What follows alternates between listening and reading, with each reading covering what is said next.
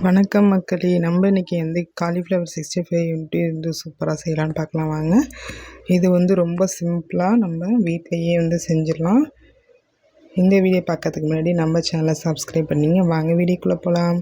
இன்றைக்கி பார்த்திங்கன்னா நம்ம காலிஃப்ளவர் வாங்கிட்டு கொஞ்சம் அந்த பூவெல்லாம் வந்து நல்லா வந்து கட் பண்ணிவிட்டு நல்லா கழுவிட்டு இந்த மாதிரி வந்து சின்ன சின்ன பீஸாக வந்து எடுத்து கட் பண்ணி வச்சுருக்கேன். இதில் பார்த்திங்கன்னா மஞ்சத்தூள் ஒரு ஸ்பூன் அளவுக்கு சேர்த்துக்கிறேன். அடுத்து கல் உப்பு வந்து கொஞ்சம் வந்து சேர்த்துக்கலாம். இந்த மஞ்சத்தூளும் கல் உப்பும் வந்து ஏதாச்சும் இந்த புழுக்கள்லாம் இருக்குது காலிஃப்ளவர் நினைக்கலாம் அழுக்கெல்லாம் இருந்தால் சரியாயிடும். அடுத்து பார்த்திங்கன்னா சுடு தண்ணி நல்லா கொதிக்கிற தண்ணி வந்து அதில் ஊற்றிட்டு நல்லா மிக்ஸ் பண்ணி விட்டோம்னா அது வந்து எங்கே பார்த்தாலும் உங்களுக்கு ஆட் ஆகிடும். இந்த மாதிரி மிக்ஸ் பண்ணி விட்டுட்டு நம்ம ஒரு 3 நிமிஷம் இல்லை 4 நிமிஷம் வந்து நல்லா வந்து க்ளோஸ் பண்ணி வச்சிடலாம். இப்போ ஓப்பன் பண்ணி பார்க்கலாம். ஓப்பன் பண்ணி பார்த்தா இது மாதிரி நல்லா வந்து வெந்திருக்கும். இந்த ஏதாச்சும் வந்து அதில் வந்து இது இருந்ததுன்னா அழுக்கு அதெல்லாம் இருந்ததுன்னா மேலே வந்துடும். நல்லா வந்து வாஷ் பண்ணிவிட்டு நல்லா வடிகட்டிட்டு மறுபடியும் இது மாதிரி நல்லா ட்ரையாக வடிகட்டி எடுத்துக்கலாம். இதில் வந்து பார்த்திங்கன்னா ஒரு 3 ஸ்பூன் அளவுக்கு கடல மாவு, 2 ஸ்பூன் அளவு அரிசி மாவு, பச்சரிசி மாவு, 1 ஸ்பூன் வந்து கரம் மசாலா அப்படி இல்லைனா சிக்கன் மசாலா சேர்த்துக்கலாம். இது அடுத்து பார்த்திங்கன்னா கலருக்கு வந்து ஃபுட் கலர் கொஞ்சம் சேர்த்துக்கலாம். இப்போ இதெல்லாம் நம்ம வந்து ரெடி பண்ணி வச்சுருக்கிற காலிஃப்ளவரில் சேர்த்துக்கலாம்.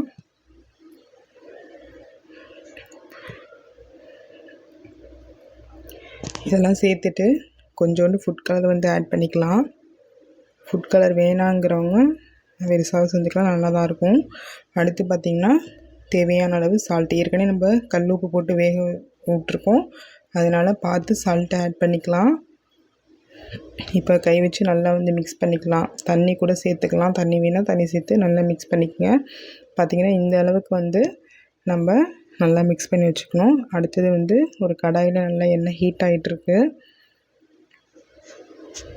இப்போ வந்து நல்லா ஹீட் ஆனதுக்கப்புறம் நம்ம வந்து ஒன்று ஒன்றா காலிஃப்ளவரை இதில் சேர்த்துக்கலாம்.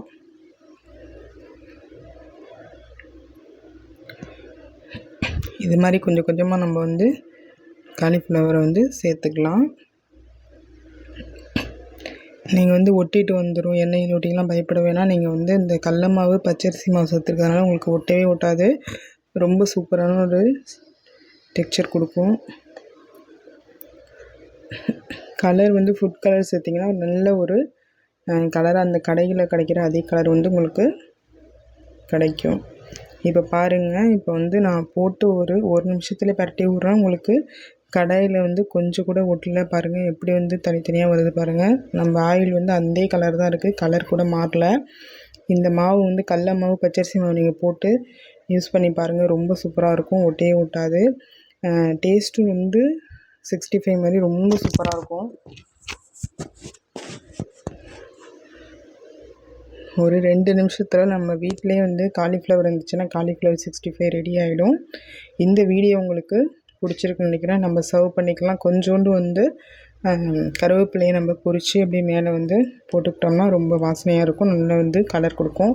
இப்போ பாருங்க, சாப்பிட்றதுக்கே ரொம்ப நல்லாயிருக்கும். இப்போ வந்து பார்த்திங்கன்னா இந்த வீடியோ உங்களுக்கு பிடிச்சிருன்னு நினைக்கிறேன். வீடியோ பிடிச்சிங்கன்னா நம்ம வீடியோவை சப்ஸ்கிரைப் பண்ணிங்க, லைக் பண்ணுங்கள், ஷேர் பண்ணுங்கள். வாழ்க வளமுடன்.